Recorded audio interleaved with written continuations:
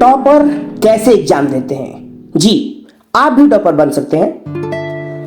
मैं इस वीडियो में बताऊंगा कि टॉपर कैसे बन सकते हैं। एग्जाम विद्यार्थी के जीवन का महत्वपूर्ण हिस्सा होता है।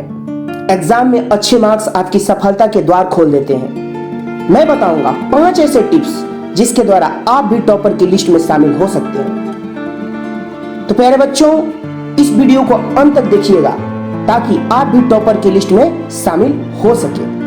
मेरे 5 गुरु मंत्रों में पहला गुरु मंत्र है प्रश्न पत्र को अच्छे से पढ़ना। जी हाँ बच्चों, सबसे पहले प्रश्न पत्र को अच्छी तरह से पढ़ने के बाद दिए गए निर्देशों का पालन करते हुए उत्तर देना चाहिए।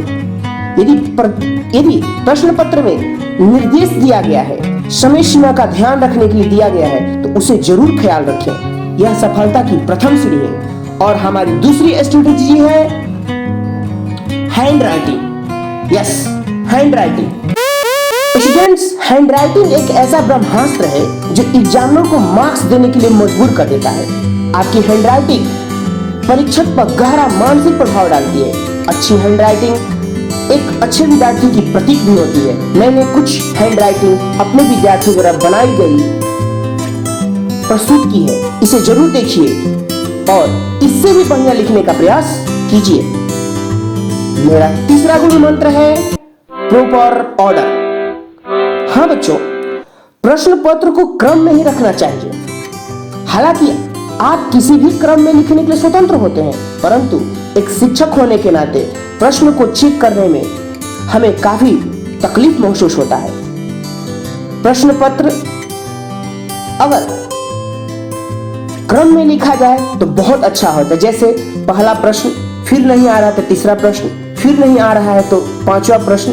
ये ना किया जाए कि पहले 8वां प्रश्न, फिर तीसरा प्रश्न, फिर 12वां प्रश्न, फिर दूसरा प्रश्न।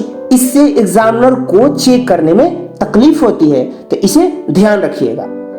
और हमारा चौथा मंत्र है चित्र। यह सत्य है कि हजारों अक्षर एक सुंदर नामांकित चित्र की तुलना में कम आकर्षक और कम प्रभावशाली होते हैं। चित्र बनाना एक कला है।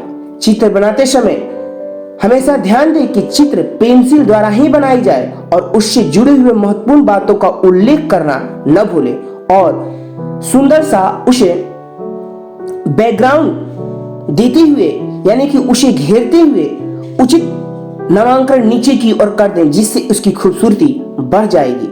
और हमारा अंतिम मंत्र है ओवर राइटिंग। जी हाँ मेरे प्यारे बच्चों, प्रश्नों की काट छाट यानी कि ओवर राइटिंग करके आप एग्जामिनर को दुखी कर देते हैं। इस तरह तैयार प्रश्न उत्तर पुस्तिका एग्जामिनर को बहुत ही उदास कर देती है, जिससे वह अच्छा मार्क्स नहीं देता है। तो इसे ध्यान रखिएगा। कुछ और इंपॉर्टेंट बात बच्चों कि उत्तर पुस्तिका में कभी भी रुपया पैसा चिपकाना या अनावश्यक कथन को लिखकर परीक्षक को आप आकर्षित करने के बजाय अनाकर्षित कर देते हैं। तो मुझे विश्वास है कि मेरे सही विद्यार्थी इन महत्वपूर्ण बातों को ध्यान में रखेंगे। बेस्ट ऑफ लक, आप टॉपर बने।